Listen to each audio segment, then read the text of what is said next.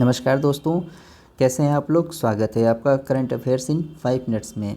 तो आज हम लोग जनवरी 2022 की महत्वपूर्ण घटनाओं को देखेंगे, जिसमें से भ्रष्टाचार बोध सूचकांक 2021 का अवलोकन आज हम लोग करेंगे। तो भ्रष्टाचार बोध सूचकांक यानी कि करप्शन परसेप्शन इंडेक्स 2021, तो इसको जारी कौन करता है? तो इसके जारी करता है ट्रांसपेरेंसी इंटरनेशनल। ठीक है, ये क्वेश्चन पूछा जाता है कई बार कि इसको जारी कौन करता है। कभी कभी यही पूछ लेता है कि भ्रष्टाचार बोध सूचकांक को जारी कौन करता है, तो याद रखेंगे ट्रांसपेरेंसी इंटरनेशनल। ठीक है, और कब जारी किया गया इसे? तो ये 25 जनवरी 2022 को जारी किया गया है। कब का है ये? 2021 की इंडेक्स जो है, 2021 की इंडेक्स करप्शन की आपकी 25 जनवरी 2022 को जारी की गई है।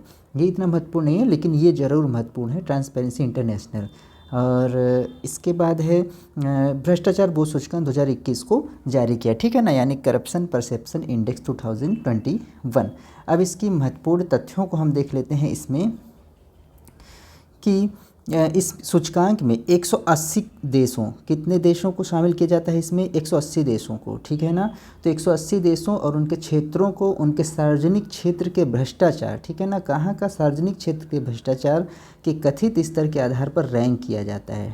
ठीक है ना, तो किसके आधार पर रैंक करता है? सार्वजनिक क्षेत्र के भ्रष्टाचार के कथित स्तर के आधार पर। ठीक है, ये इंपॉर्टेंट नहीं, बट ये इंपॉर्टेंट है। कितने देश? तो 180 देश याद रखेंगे आप, यहाँ से ये नोट करिएगा। इसके बाद इसका पैमाना क्या है? तो 0 से 100 तक के पैमाने पर, यानी स्केलिंग क्या है इनकी? 0 से 100 तक के मार्क्स ये देते हैं। 100 तक के मार्क्स या स्केल है या स्कोर आप कह लीजिए, ये देते हैं, जिसमें से 0 सबसे भ्रष्ट है, यानी 0 क्या होगा? सर्वाधिक भ्रष्ट होगा, और 100 जो है अगर जो पा जाएगा तो वो भ्रष्टाचार मुक्त हो जाएगा। देखिएगा इनका स्केल का पैमाना क्या है। तो 0 अगर है किसी का, 0 अंक किसी ने अगर प्राप्त किया है तो वो अत्यधिक भ्रष्ट होगा, और अगर 100 अंक किसी ने प्राप्त किया है तो वो भ्रष्टाचार मुक्त होगा। है ना, ये समझने वाली बात है आपके लिए, ये समझेंगे। बाकी ये ऐसा पूछा नहीं जाएगा, बाकी ये समझने की चीज़ है।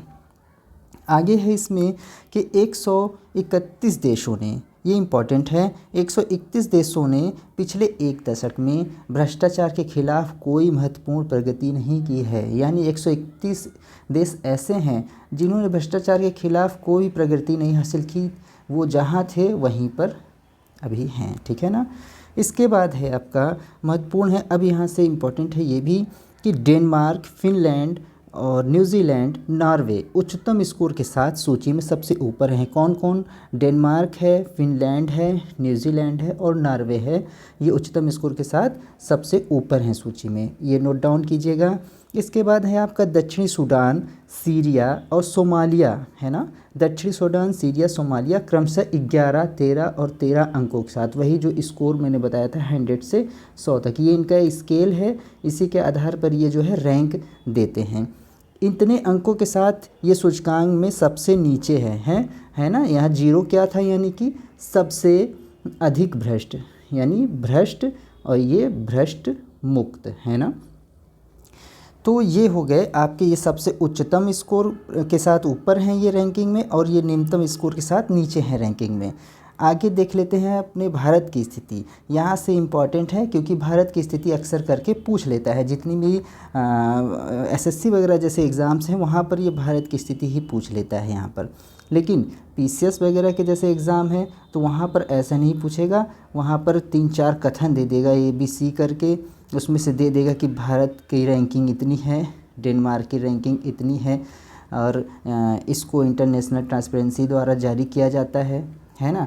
इस तरीके से 4 दे देगा, फिर ऑप्शन दे देगा 1, A, B और C और D। अब इसमें से बोल देगा कि 1, 2 और केवल 1 और 3, 1, 2, 3 या इनमें से कोई नहीं। तो अब आपको लगाना होता है, तो अब आपको ये तीनों पता होना चाहिए, इसलिए थोड़ा सा विस्तार में जानने की इसको ज़रूरत होती है ना, इसलिए इसको मैं बताता हूँ। तो आप इसको नोट डाउन कीजिएगा। आइए देखते हैं भारत की स्थिति। तो भारत 40 स्कोर, कितना स्कोर किया है इसने? 40 स्कोर के साथ सूचकांक 2021 में 85वें स्थान पे है, 85th रैंक पे है। कितनी? 85वीं रैंक पर प्राप्त किया है इन्होंने। है ना, कितनी रैंक लाई है? 85th rank. और स्कोर कितना किया है? 40।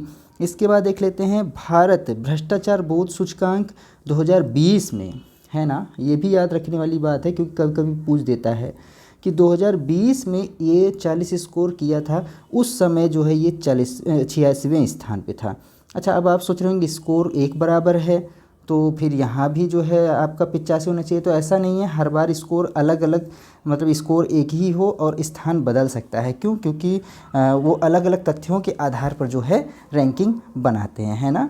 कभी कभी उतने ही स्कोर के साथ एक ही रैंक पे कई लोगों को रख देते हैं और उतने ही स्कोर के साथ कई लोगों को ऊपर नीचे की रैंक पे रखते हैं, ठीक है। अभी देखिएगा नीचे और आएगा, इंडेक्स में आपको दिखेगा भी।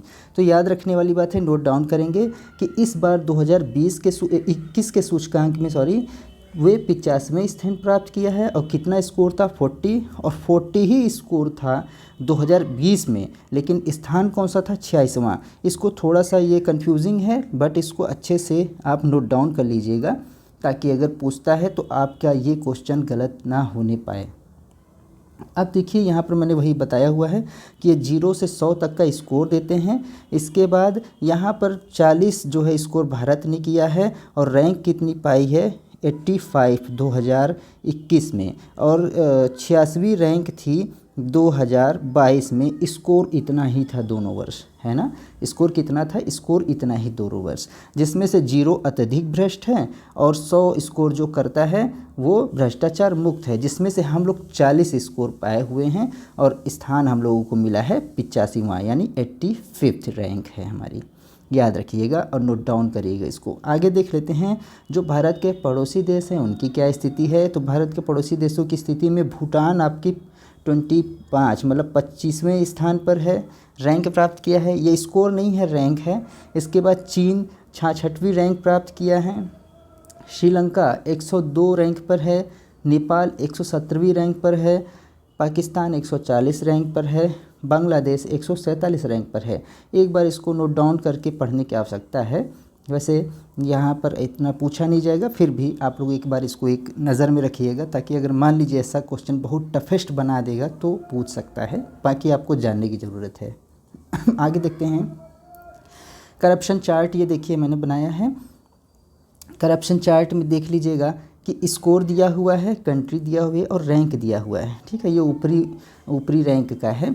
तो 88 स्कोर के साथ डेनमार्क जो है पहली रैंक पर है, ठीक है। इसके बाद 88 ही स्कोर के साथ फिनलैंड भी पहली रैंक पर आया है और 88 रैंक के साथ न्यूजीलैंड भी एक ही रैंक पर है। देखिए मैंने बताया था ना कि स्कोर वही बराबर रहता है तो सबको रैंक जो है अलग अलग भी देते हैं, एक भी देते, तो यहाँ पर एक ही रैंक पर इन तीनों को रख दिया है। अब यहाँ पर ऐसा कोई स्कोर नहीं किया गया कि यहाँ पर ये 2 और 3 रैंक जो है देते, तो यानी दूसरी और तीसरी रैंक इन्होंने किसी को नहीं दी हुई है।